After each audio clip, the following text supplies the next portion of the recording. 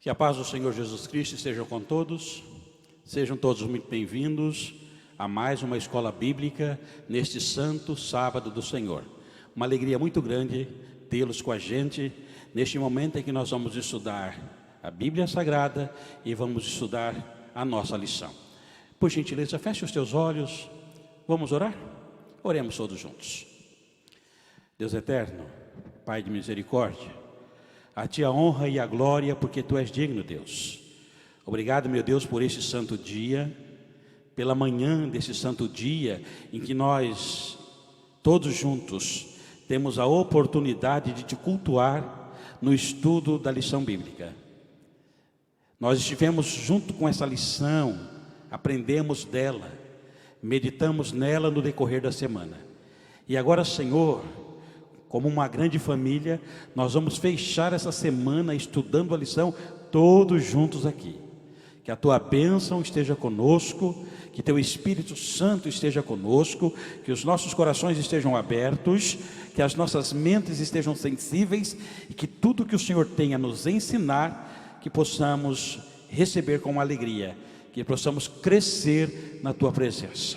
Eu oro agradecido, pedindo a Tua bênção sobre todos nós, em nome de Jesus e para a glória de Jesus. Amém. Amém. Estamos estudando a série de lições bíblicas com o tema Deus Conosco. São estudos baseados no Evangelho de Mateus. No sábado passado, estudamos a lição de número 5 com o tema Quem é este? Quando estudamos sobre o poder exercido por Jesus e o poder concedido por Jesus. Aprendemos que Jesus exerceu poder sobre todos os tipos de enfermidades, sobre os demônios e sobre a natureza. Aprendemos ainda que Jesus delegou poder aos seus discípulos para que em seu nome darem continuidade à obra de expansão do reino, curando os enfermos, expulsando os demônios e anunciando a salvação em Jesus Cristo. Na lição de hoje, de número 6, com o tema Duros de Coração, iremos analisar trechos nos capítulos 11 e 12 do Evangelho de Mateus para entender como os adversários de Jesus se voltaram contra ele, fazendo-lhe duras críticas.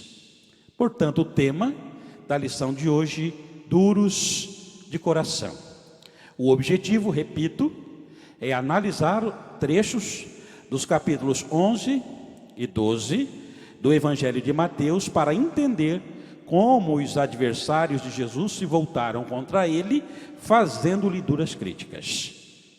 Nosso texto básico está em Mateus 11, no versículo 19, que diz assim: O Filho do Homem veio comer e beber, e eles disseram: Aqui está um glutão e um bêbado, amigo de coletores de impostos e pecadores. Mas a sabedoria é provada correta por suas ações. A nossa introdução. É possível que em algum momento da vida você tenha ouvido o ditado popular: as pessoas só jogam pedras em árvores que estão dando frutos. Essa frase é dita geralmente para explicar que quando uma pessoa está produzindo algo bom, nem sempre tem o seu trabalho bem reconhecido pelos outros. E em vez disso, recebe críticas e hostilidades injustas. Com Jesus, não foi diferente. Ao iniciar o seu ministério, ele usou de sua autoridade e seu poder para realizar prodígios grandiosos. E ele fazia isso em benefício das pessoas que necessitavam de sua ajuda. Diante de tais feitos, muitos creram nele.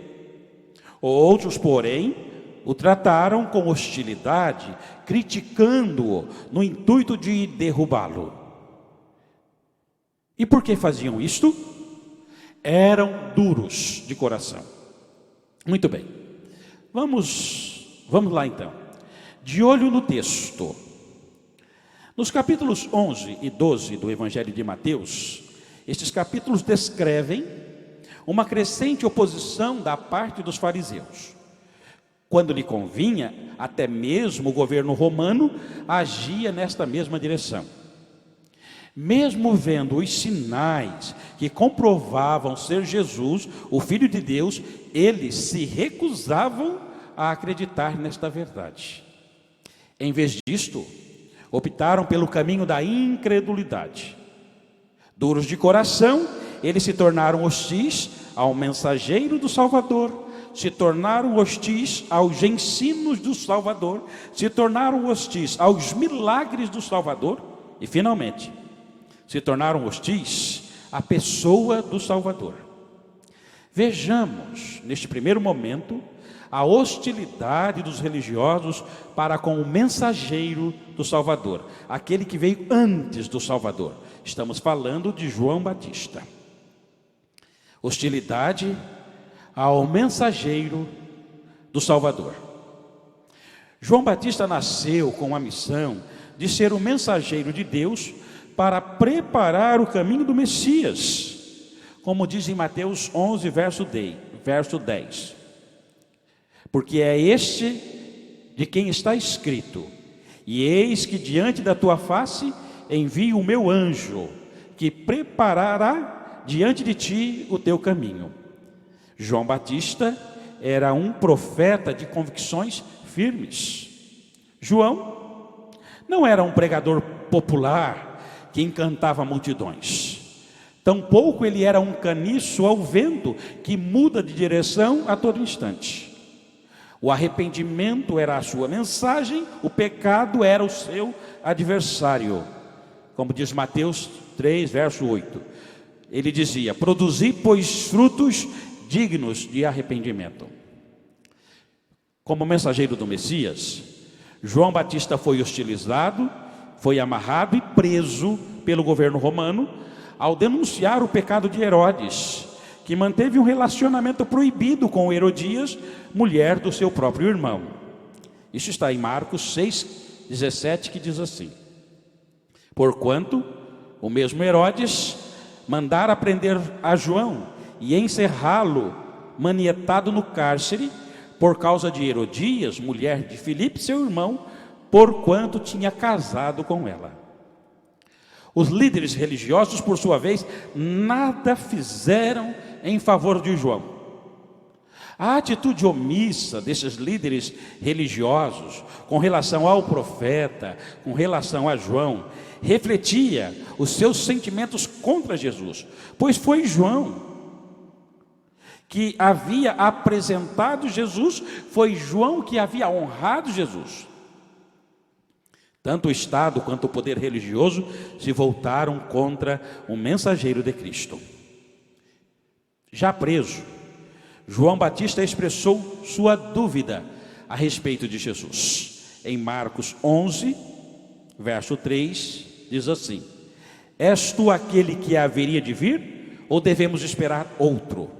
E em Mateus 3, os versículos de 11 ao 13, os versículos dizem assim: e eu em verdade vos batizo com água para o arrependimento, mas aquele que vem após mim é mais poderoso do que eu, cujas as alpargas não sou digno de levar.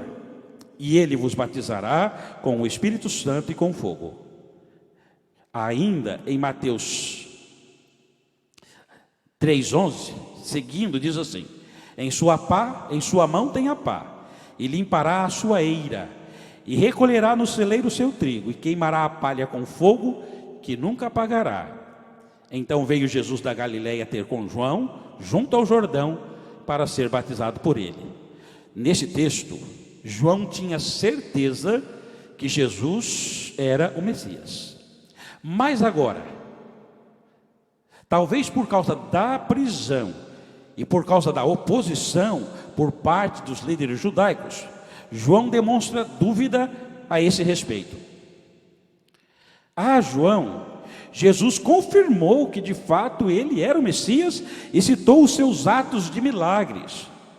Os cegos veem, os coxos andam, os leprosos são limpos, os surdos ouvem, os mortos são ressuscitados e aos pobres é anunciado o Evangelho.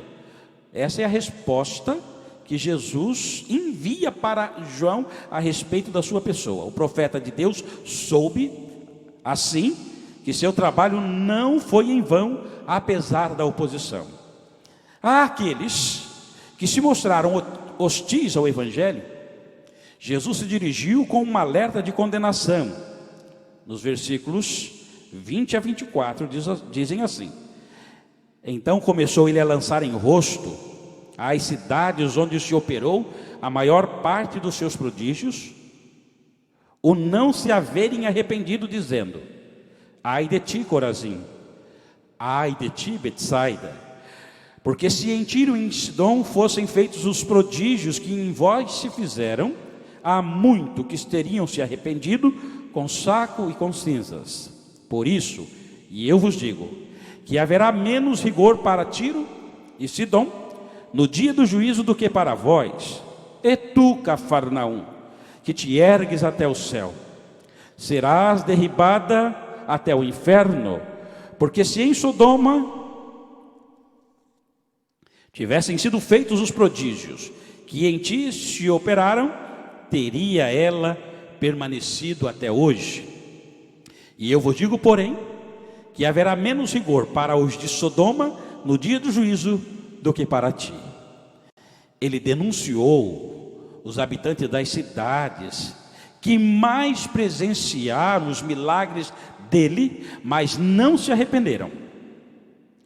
A dureza de coração os faria ser julgados com maior rigor da justiça divina.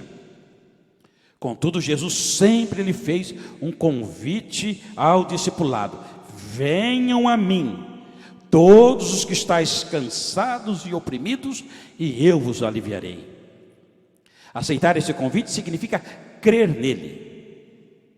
Só Jesus pode salvar o mundo da dura condenação do porvir. Em sua dureza de coração, além de se tornarem hostis ao mensageiro do Salvador, eles se tornaram hostis aos ensinos do Salvador. Vamos à segunda parte agora. Vejamos a hostilidade dos religiosos para com os ensinos do Salvador. Eles foram hostis aos ensinos do Salvador. Os fariseus demonstraram sua dureza de coração ao se oporem, sobretudo, aos ensinos de Jesus. É importante destacar dois desses ensinos, ambos estão relacionados à guarda do sábado. O primeiro deles é o princípio de que devemos praticar a misericórdia no sábado. Os fariseus acusaram os discípulos de Jesus de transgredirem o sábado, porque nesse dia eles colheram espigas e as comeram por sentirem fome. Diz o texto de Mateus 12, os versículos de 1 ao 3. Naquele tempo, passou Jesus pelas searas em um sábado, e os seus discípulos, tendo fome, começaram a colher espigas e a comer. E os fariseus, vendo isto, disseram-lhe: eis que os teus discípulos fazem o que não é lícito fazer num sábado. Ele, porém, lhes disse: não tendes lido o que fez Davi quando teve fome, e ele e os que com ele estavam? Debulhar as espigas equivalia, nas regras dos fariseus, ao trabalho de ceifar e malhar. E isso quebrava uma das 39 regras que eles haviam acrescentado sobre a guarda do sábado. Contrário a essas normas estipuladas pelos fariseus, Jesus lembrou-lhes que, da mesma maneira como Davi e os seus companheiros, que comeram dos pães sagrados, da mesma forma como os sacerdotes que faziam seus trabalhos no santuário no sábado, sem incorrerem em culpa, os discípulos estavam igualmente amparados pelo princípio da misericórdia. Mateus 12, versículos 3 ao 7. Ele, porém, disse-lhes: não tendes lido o que fez Davi quando teve fome, ele e os que com ele estavam?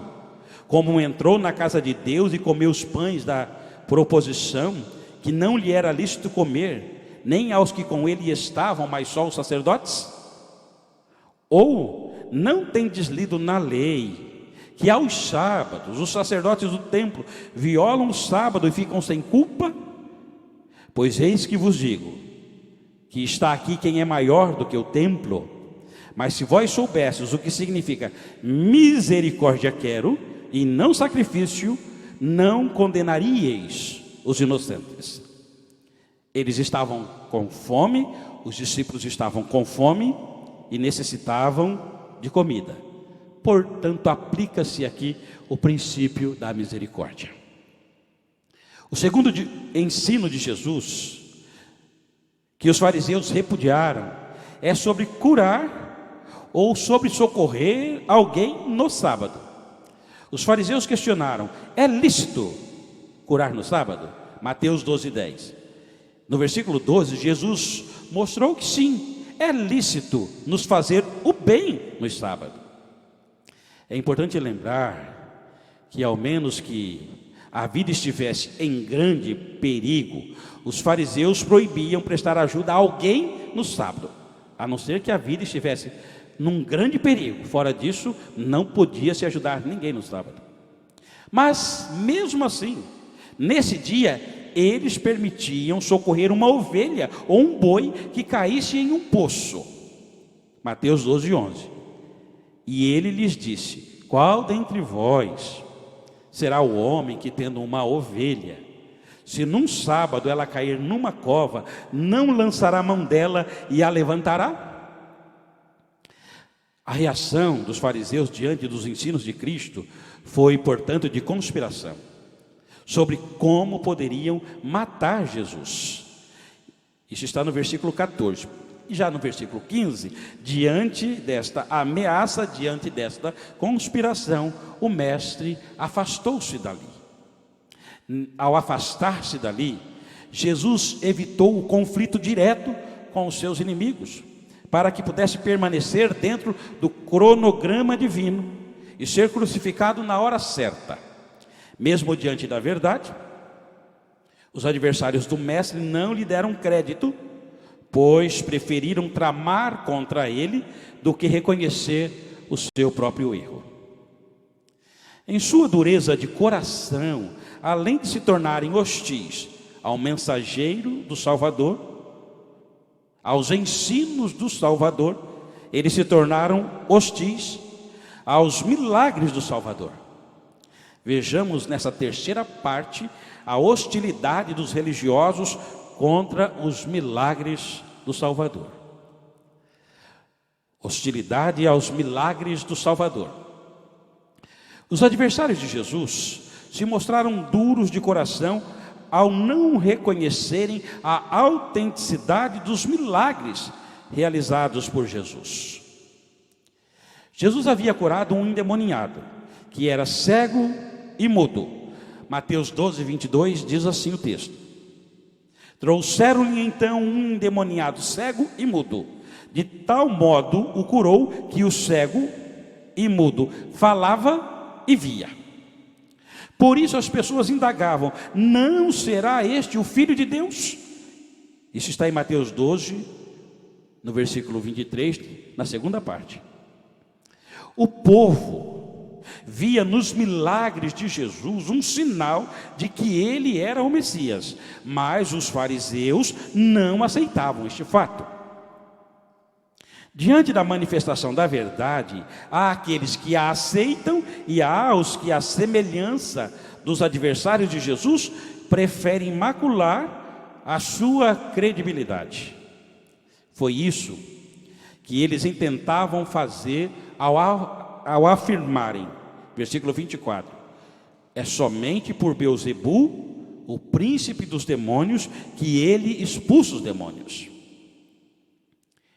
Em outras palavras, eles estavam acusando Jesus de operar seus milagres pelo poder de Satanás. E como Jesus reagiu a esta grave e falsa acusação? Ele respondeu aos seus opositores, apontando, em primeiro lugar, uma lógica. Se Satanás expulsa Satanás, está dividido contra si mesmo, está num reino dividido, e um reino dividido não prosperará. As obras de Jesus contrariavam as afirmações dos fariseus, pois enquanto os demônios dominavam, oprimiam as suas vítimas, Jesus as libertava. Em segundo lugar, Jesus apontou uma fonte, versículo 28. Mas, se é pelo Espírito de Deus que eu expulso os demônios, outros judeus expulsavam demônios por meios de rituais mágicos, mas Jesus expulsava os demônios com a autoridade divina, através da unção do Espírito Santo. Portanto, ao criticar as obras de Cristo, os adversários estavam também se voltando contra o Espírito Santo e seriam julgados por causa disto. Mateus 12:31 está escrito: portanto eu vos digo, todo pecado e blasfêmia se perdoará aos homens, mas a blasfêmia contra o Espírito Santo não lhe será perdoada aos homens. E ainda em Mateus 12:36 e 37.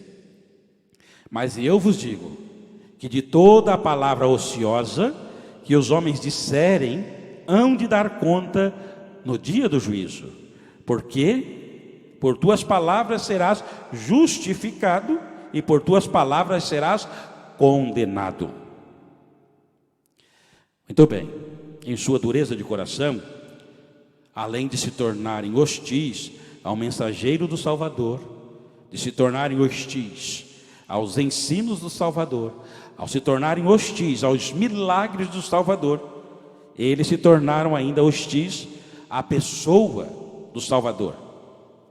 Vejamos a hostilidade dos religiosos para com a pessoa do Salvador. Eles se tornaram hostis ao Messias, se tornaram hostis à pessoa do Salvador. Os líderes religiosos mostraram a sua dureza de coração ao rejeitarem João Batista, o mensageiro que proclamava Jesus, ao rejeitarem os ensinos dados por Jesus e ao rejeitarem ainda os milagres que Jesus realizava. A hostilidade deles, entretanto, não parou por aí.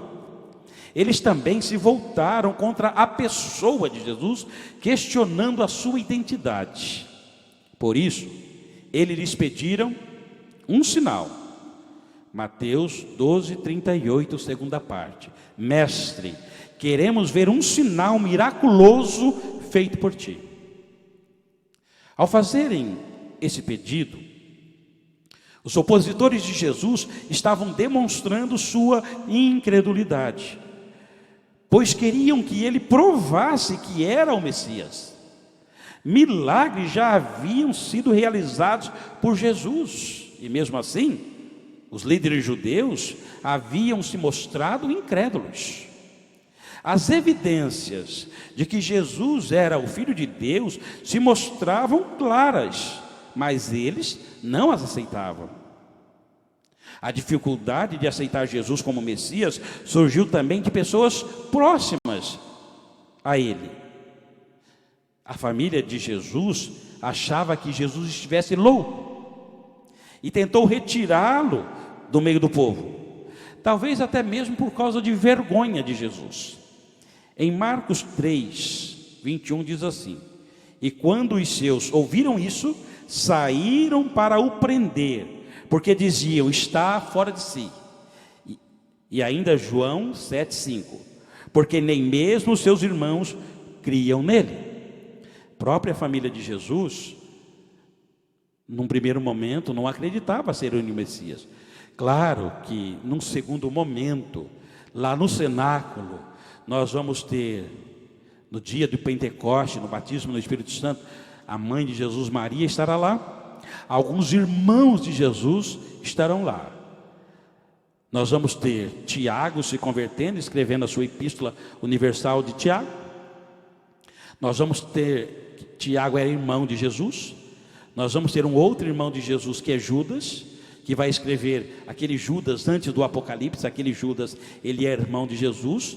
Então mostra que na sequência, lá na frente, alguns irmãos creem nele como o Messias. Mas no primeiro momento, eles tiveram Jesus como louco.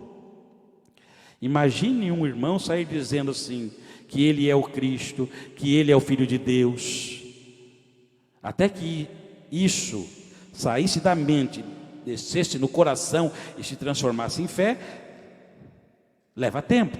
Também levou tempo para que a família de Jesus o reconhecesse como de fato o Messias. Como Jesus reagiu à dureza de coração dos que não criam ser ele o Messias enviado de Deus?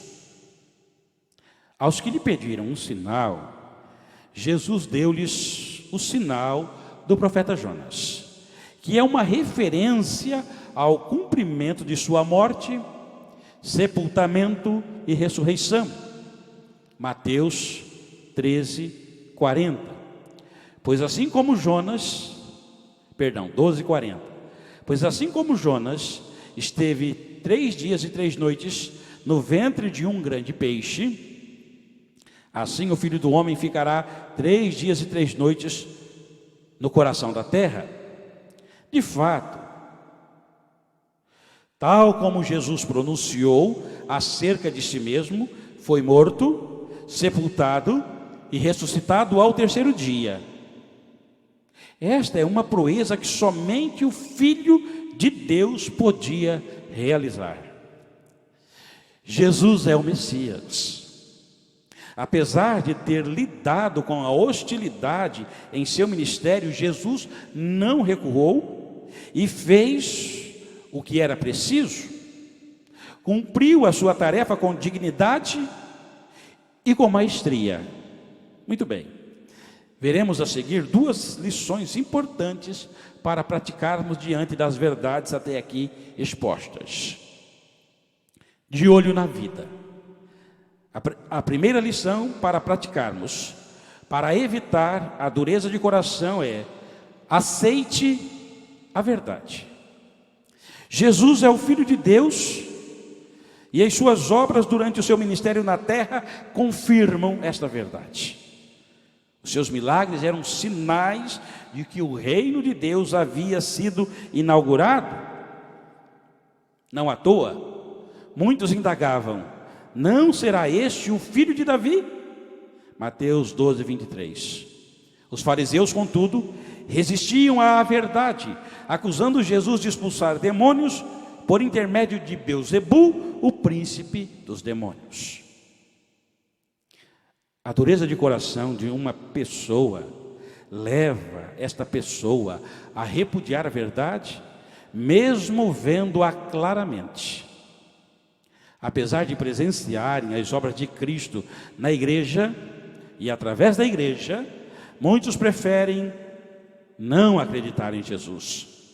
E isto é um erro grave.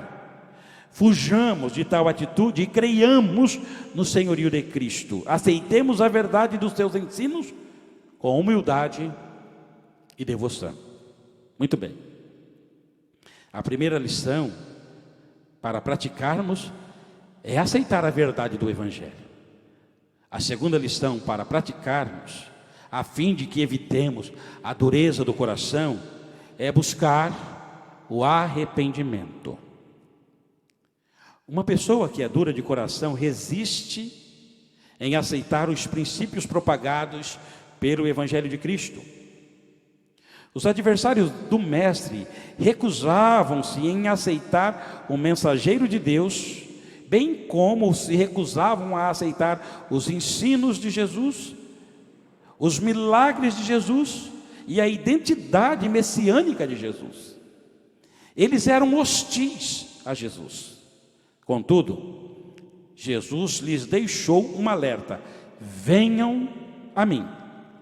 Em outras palavras, Os duros de coração estavam sendo alertados a crerem em Jesus e se arrepender, como fizeram os ninivitas. Mateus 12, 41. Os ninivitas ressurgirão no juízo com esta geração e a condenarão, porque se arrependeram com a pregação de Jonas. E eis que está aqui quem é maior do que Jonas. Se percebermos que de alguma maneira contrariamos a vontade de Cristo, busquemos o perdão dele em arrependimento. E quem fizer isso, é-lhe dada uma nova chance para consertar a vida. Pense a respeito. Muito bem. Tendo ouvido o ensinamento de hoje, o nosso desafio, as nossas lições para hoje, lições extraídas da lição ministrada hoje, queremos lhe propor um desafio para esta semana. Desafio da semana. Chegamos ao final do estudo de hoje, em que aprendemos, por meio da análise dos capítulos 11 e 12 do Evangelho segundo Mateus, que Jesus e seu ministério começaram a ser criticados. As críticas se voltaram contra o mensageiro, contra os ensinos, contra os milagres e contra a pessoa de Jesus. A dureza de muitos, a dureza do coração de muitos, propiciou uma situação lamentável. Ao contrário dos que criticavam Jesus, você fará diferente essa semana.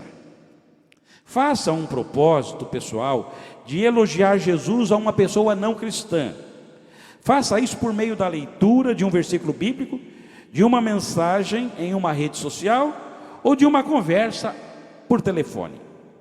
Ajude alguém a evitar a dureza de coração, instigando-o a reconhecer que Jesus é de fato o Messias, que Jesus é de fato o Filho de Deus. Amém? Aceita o desafio? Faça isso com alegria, faça isso com júbilo na alma. Fale de Jesus para alguém, estimule alguém, elogie alguém, leia a Bíblia para alguém, entre em contato com alguém, fale de Jesus. No próximo sábado, no dia 16 de maio, estudaremos a lição de número 7, com o título Parábolas que ensinam, com o objetivo de analisar as parábolas contadas por Jesus sobre o reino de Deus, para que compreendamos aspectos importantes da natureza desse reino. Aguardamos vocês no próximo sábado, às 9 horas, para mais uma escola bíblica. Daqui a pouco, às 10 horas, nós daremos início ao nosso culto de adoração. Aguardamos vocês, não se ausentem, permaneçam aí, porque daqui a pouquinho, às 10 horas, nós teremos o nosso culto, estaremos dando início ao nosso culto. Antes, porém, de encerrarmos a nossa escola bíblica, temos um recado para você, do diácono Robson Gândara, sobre a assistência social aqui da igreja. Ouçam com atenção, é um recado rapidinho, mas extremamente importante para todos nós. Diácono Robson Gândara, com a palavra.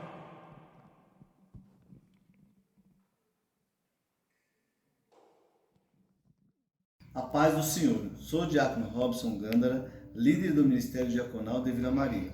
Gostaria de agradecer vocês que em todos esses anos têm contribuído com o projeto Ajudar. Essa é uma oferta indispensável para que a assistência social possa socorrer aqueles que passam por momentos difíceis. Sua oferta de amor tem abençoado muitas vidas. Sua bondade será recompensada por Deus. Estamos vivendo dias de isolamento social. Por isso, vemos que os próximos meses não serão fáceis. E nesta hora, continuamos precisando de suas ofertas para a manutenção das ações sociais da igreja. Obrigado por ajudar quem precisa. Contamos com todos vocês. Que o Senhor te abençoe.